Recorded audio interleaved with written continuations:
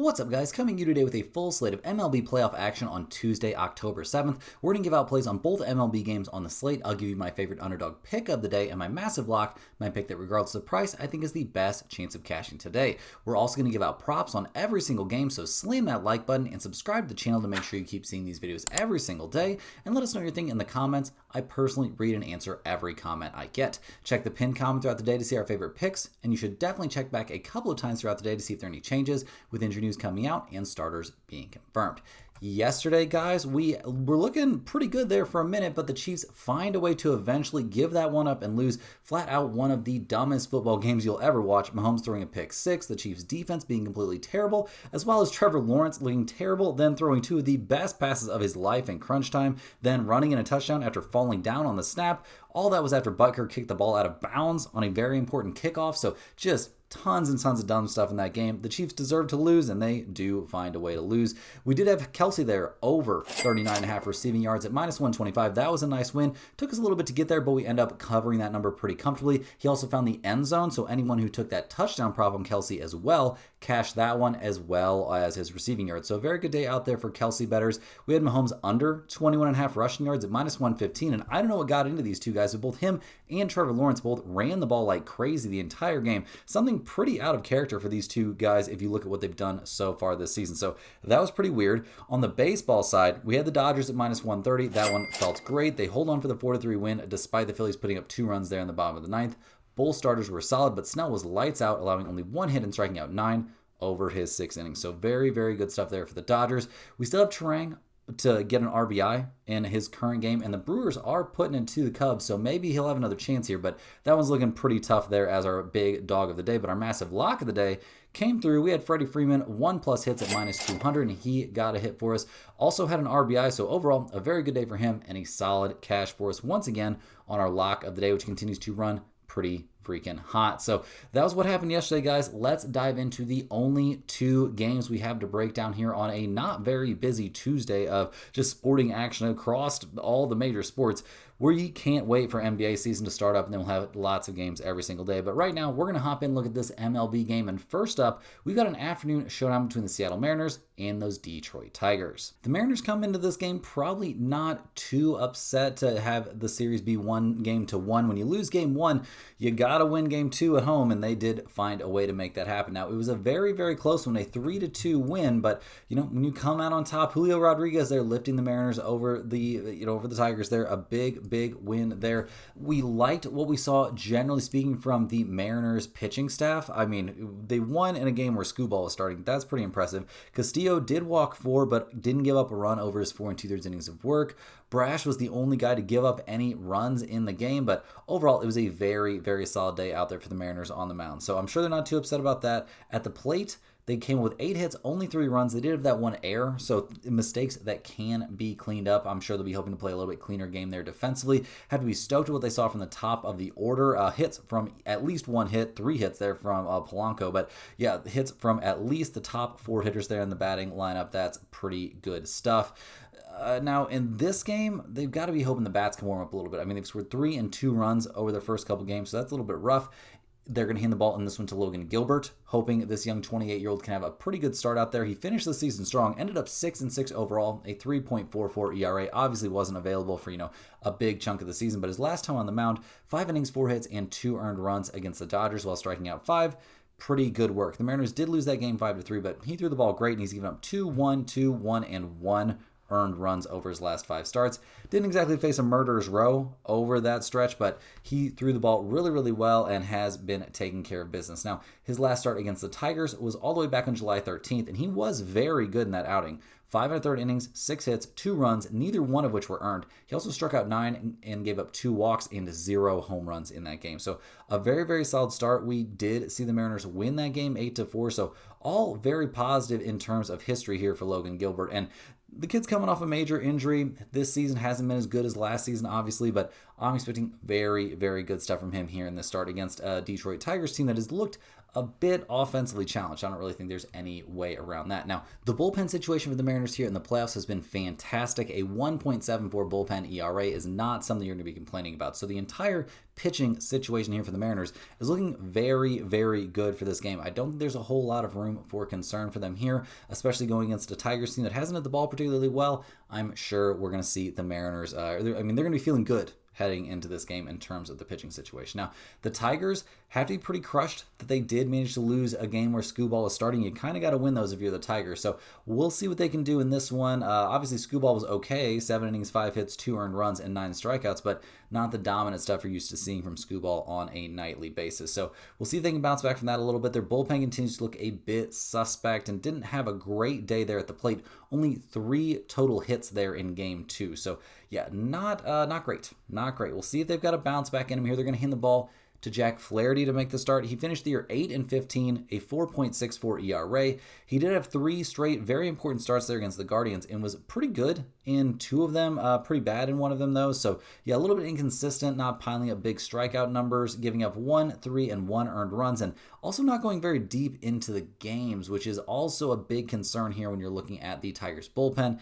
A 3.38 bullpen ERA is definitely not something I'm going to be getting too excited about. Now, in terms of his history this season against the Seattle Mariners, he faced them back in July. 5 innings, 4 hits, 2 earned runs allowed, gave up a couple home runs, gave up a couple walks, and struck out 7. So a pretty solid performance, but down the stretch, I don't know exactly how stoked we are about Jack Flaherty. He's one of those guys that could go out there and throw a no-hitter, and I wouldn't be that shocked. He could also get run in the first 2 innings and give up 5 runs, and I wouldn't be too shocked by that either. So we'll see what he can do, see what that Tigers bullpen can do. Over the course of the playoffs, a 3.38 bullpen ERA. Doesn't look great. They've given up 16 hits over, what has it been? Yeah, and 10 strikeouts as a bullpen. Like, that's just not amazing numbers. I have not been that thrilled with what I've seen from the Detroit bullpen, whether we're talking about the regular season or the postseason here. And I also haven't been that thrilled with what I've seen from them at the plate. I mean, coming up with only 2 runs there in game 2.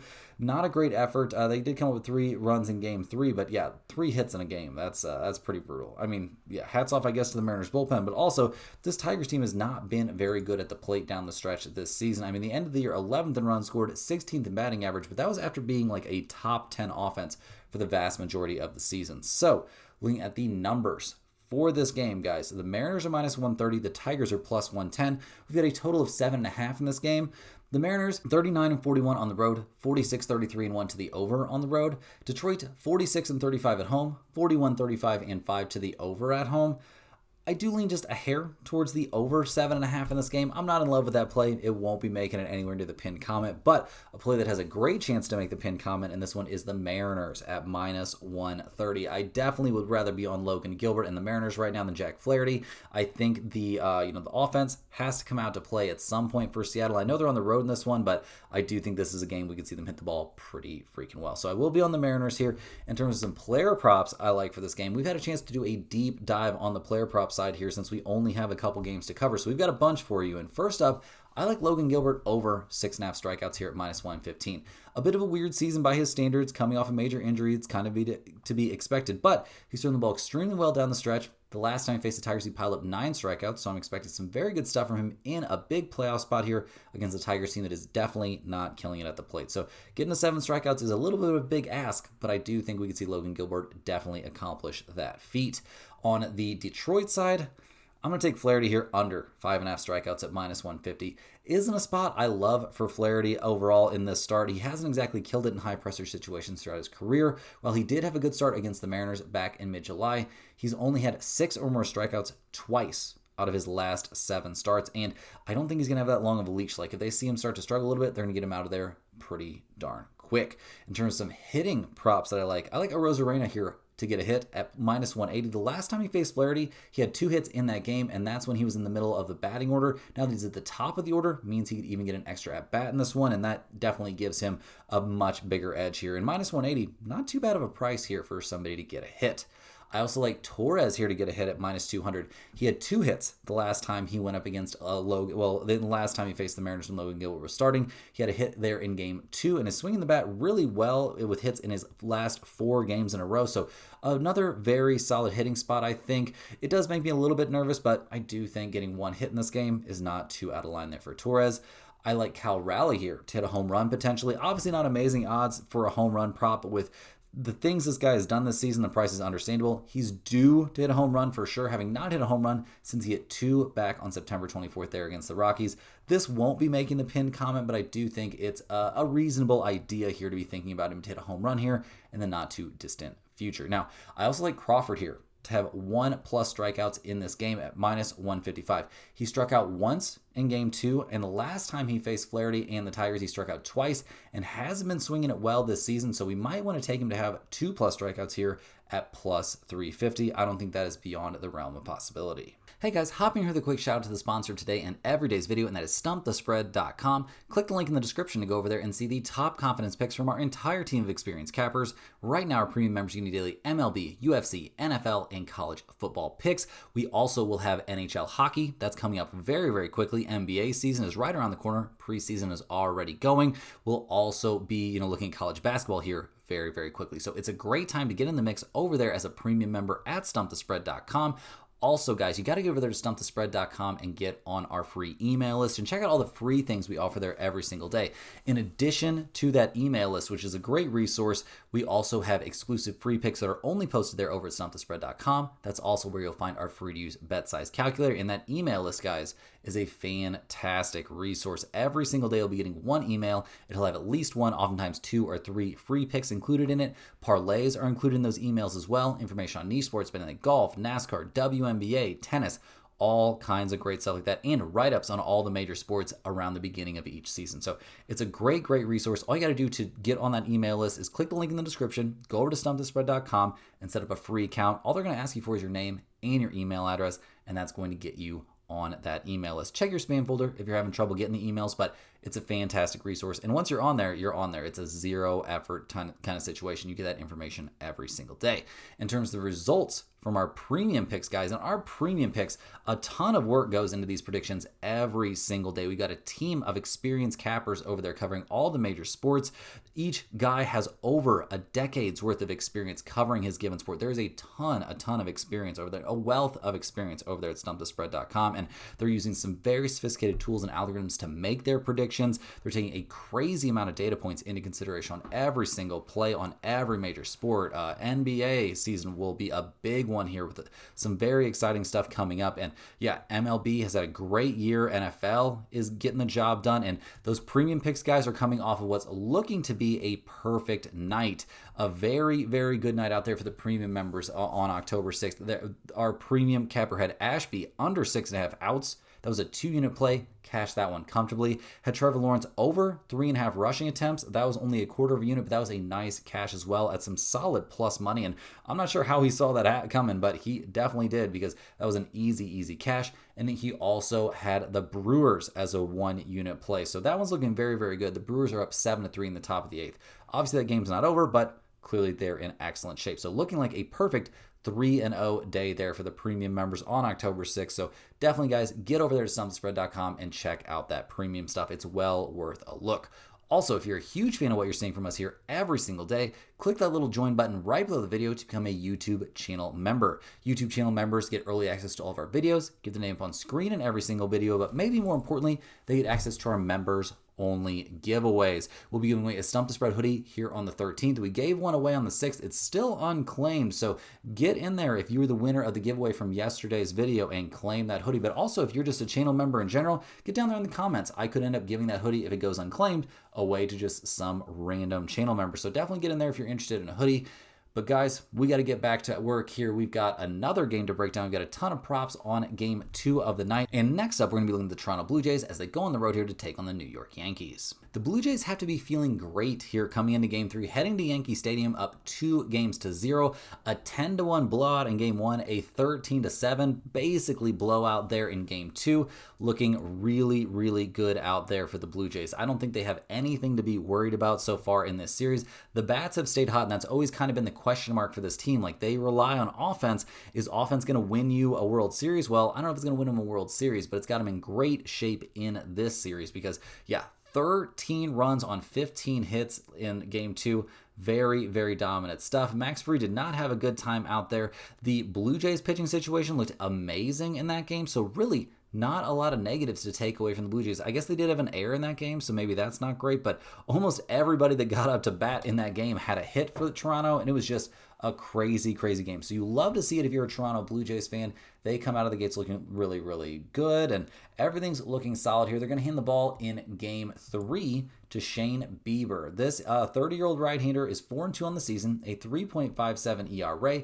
Hasn't had that many starts this season. Obviously, this is going to be his 8th start, I believe. Yeah, his 8th start. Now, he hasn't faced a terribly tough, just lineup of opponents here. He did have a start against the Brewers, very, very close to the beginning of his season there back in late August, but his last time on the mound was against the Rays back on September 26th, and 5 innings, 5 hits, and 2 earned runs, and a 4-2 win. Not a bad outing. The numbers that he has put up have been very, very respectable. Now facing the Yankees is a very, very big ask. So we'll see what he does out there. Obviously, no history for him against the Yankees this season, so we don't have anything to go off of there. But, I'm expecting him to be okay out there. I don't think he's going to go out there and get obliterated, but that is something we have to at least semi-worry about here since he's, going into Yankee Stadium and facing a Yankees team with their backs against the wall.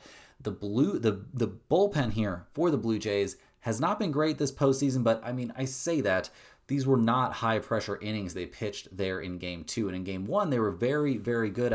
Only 1 total run given up by Toronto in Game 1. Very, very dominant stuff there.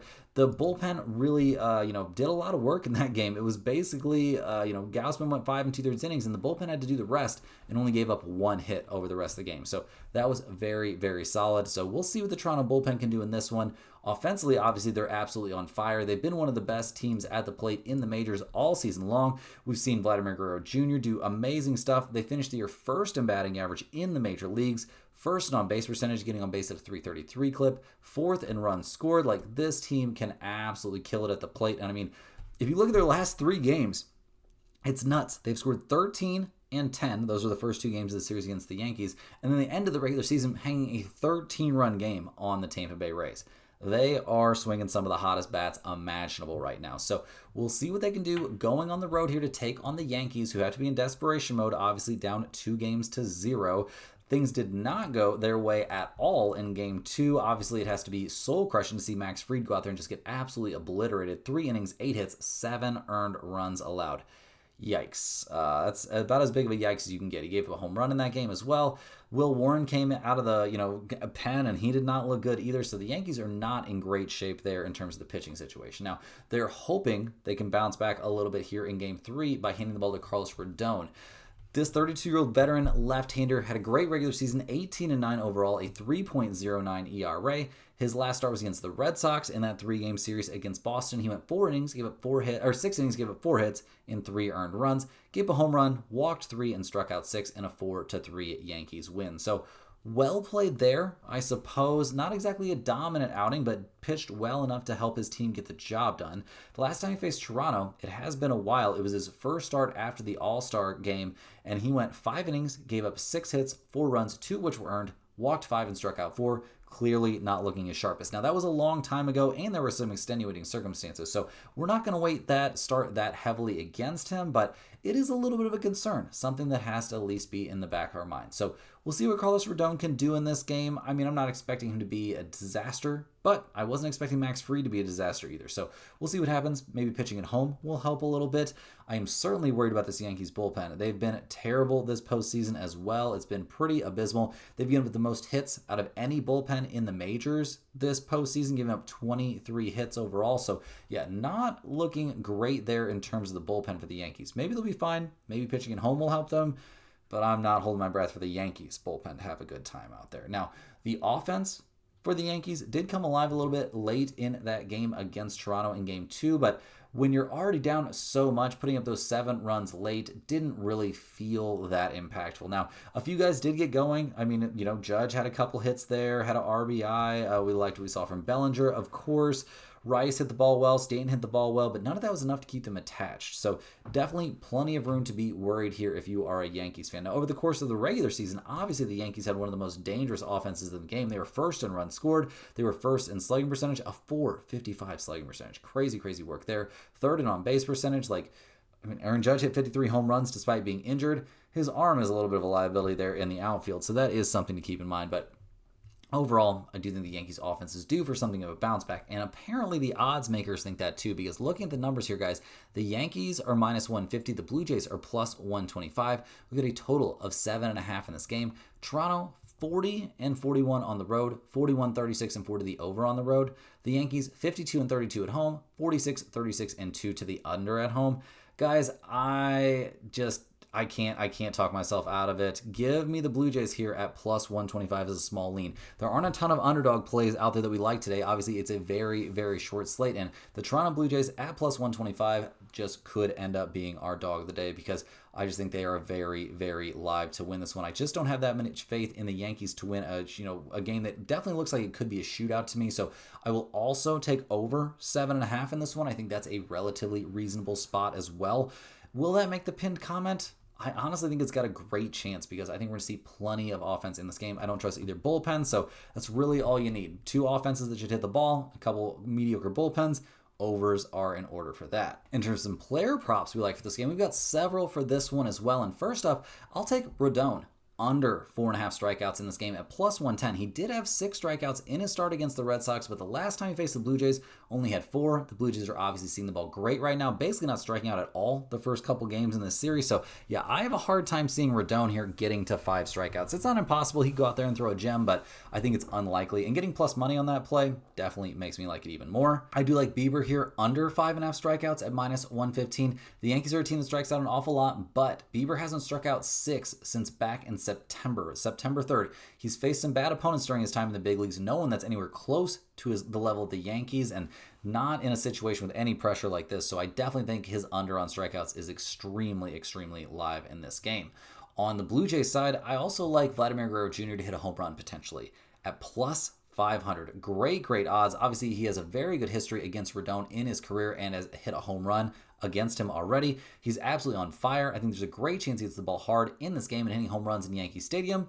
Historically, not that hard to do. So I think Vladimir Guerrero Jr. here to hit a home run might be my favorite long shot play in this entire game. Now, on the just regular hits side, I'll take Grisham here to get a hit at minus 160. We're hoping he'll still be at the top of the order for this one. And while he only has hits in 3 of his last 4 games, not like that's bad, that's still not a bad look. And, since I'm not leaning towards Bieber doing anything amazing, this should be a very reasonable spot here for Grisham to get a hit. I also like Stanton here to get 1+ hits in this game at minus 175. 2 hits in game 2. Thought he hit a home run, which came up a little short, but ended up being a double. I also think you take him to have like 2+ bases in this game. I think that's very, very reasonable as well. I'm more likely to play it safe, though, and take him to just get at least 1 hit in this one. I do think he's in for a pretty decent game. That's also another guy you could maybe sneak in as like a long shot home run prop. Last but not least, I'll definitely take George Springer here to get 1+ hit at minus 210. Honestly, way too cheap of a price for a guy that's been hitting the cover off the baseball. He's coming off a 2-hit night, has a staggering 8 hits over his last 5 games. Honestly think taking him to have 2+ hits at plus 230 is not an incredibly crazy play at all. Guys, unfortunately, that's all the games we have here for today on a not very busy Tuesday out there across the sporting world. So hit that like button for good luck on all of your bets. Subscribe to the channel if you're new around here. Definitely get down in the comments. Let me know anything you want to say about today's games, these videos, anything you'd like to see down the stretch. If you're looking forward to the NBA season starting, I'd love to hear about that. Anything new you'd like to see on the videos, definitely just get in there. Today is a great day. I'll have plenty of time to respond to all of your comments. I appreciate everybody that watches these videos, and I'm more than happy to get back in the comments and show you that appreciation. You can also definitely click that link down in the description. Today's a great day to do it, and get over to stumpthespread.com, get on that free email list, start getting that free information straight to your inbox every single day. It's a great resource. You also want to hop on that premium action over there at stumpthespread.com. It is an even better resource than the email, I can promise you that. A crazy amount of work goes into those plays every single day. Coming off what looks like it's going to be a perfect day. It's confirmed perfect day. Yep, a 3-0 day there over for the premium members now that Brewers game is over. So yeah, definitely get over there and check that out. And guys, we'll be right back here tomorrow, same time, same place, for more sports betting action.